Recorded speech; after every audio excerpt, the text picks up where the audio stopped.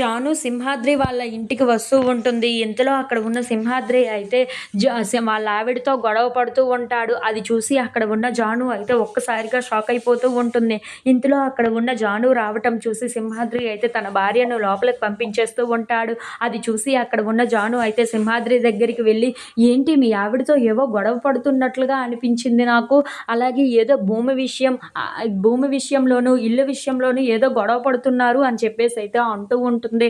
ఆ మాటలు విని అక్కడ ఉన్న సింహాద్రి అయితే అలాంటిదేమీ లేదు అని చెప్పి అంటూ ఉంటాడు. ఇంతలో అక్కడ ఉన్న జాను మాత్రం, "మా నాన్న ఏ విషయమూ మాకు చెప్పలేదు. అది ఎందుకో మాకు అర్థం కాలేదు. కానీ నేను ఇవన్నీ తెలుసుకోవాలని అనుకుంటున్నాను. అందుకే మీ దగ్గరికి వచ్చాను" అని చెప్పేసి అయితే అంటూ ఉంటుంది. ఆ మాటలు విని అక్కడ ఉన్న సింహాద్రి అయితే ఒక్కసారిగా షాక్ అయిపోతూ ఉంటాడు. ఇంతలో అక్కడ ఉన్న జాను మాత్రం, "ఒక్కసారి మనం పోలీస్ స్టేషన్‌కి అలాగే బ్యాంకుకి వెళ్లి చూడాలి, కనుక్కోవాలి. మా నాన్న అసలు ఎక్కడ తప్పు చేశాడా? లేదంటే ఏదో ఒకటి మాకు చెప్పి ఉండాలి కదా! ఎందుకు చెప్పలేదో నాకు అర్థం కాలేదు. పదండి" అని చెప్పేసి అయితే అంటూ బ్యాంకుకి తీసుకొని వెళ్తూ ఉంటుంది. "అసలు మా నాన్న మీ దగ్గర తాకట్టు పెట్టి ఇంటిని మీరు డబ్బులు లోన్ తీసుకున్నారు అని చెప్పారు కదా!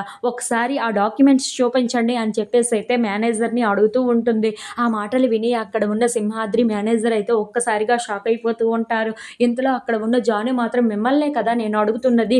ఏవి ఆ డాక్యుమెంట్స్ ఏవో చూపించండి. నేను కరెక్ట్‌గా చూస్తాను. ఆ తర్వాత ఏం జరిగిందో తెలుసుకుంటాను" అని చెప్పేసి అయితే అంటూ ఉంటుంది. ఆ మాటలు విని అక్కడ ఉన్న మేనేజర్ అయితే చాలా కంగారు పడిపోవడం చూసి, ఇందులో ఏదో మతలబు ఉన్నట్లుగా ఉంది అని చెప్పేసి అయితే అనుకుంటూ ఉంటుంది జాను. ఇంతలో అక్కడ ఉన్న సింహాద్రి అయితే, "ఏంటి ఇవన్నీ లాజిక్‌లు తీస్తుంది" అని చెప్పేసి అయితే అనుకుంటూ అలా జాను వైపు చూస్తూ ఉంటాడు.